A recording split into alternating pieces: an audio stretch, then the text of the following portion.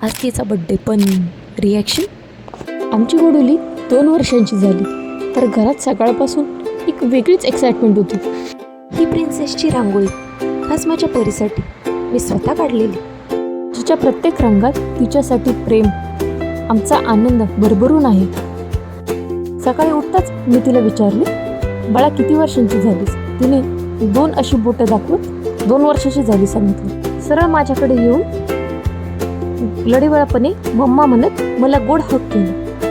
काकूने wish केलं, मग काकानेही wish केलं आणि दोघांना गोड पापा आणि हग मिळाले.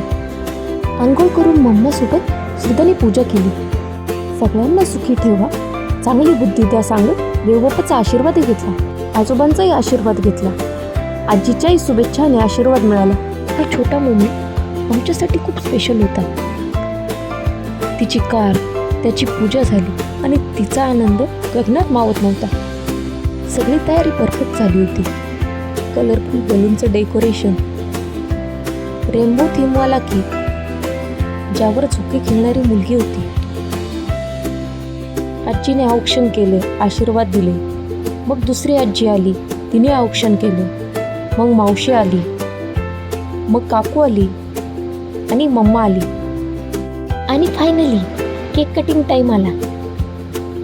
मम्मा पप्पा सोबत केक कटिंग झालं आणि मग मम्माने केक भरवला.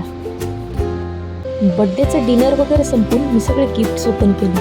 अशा प्रकारचे गिफ्ट्स होते: play, magic slate, boxes, teddy bare.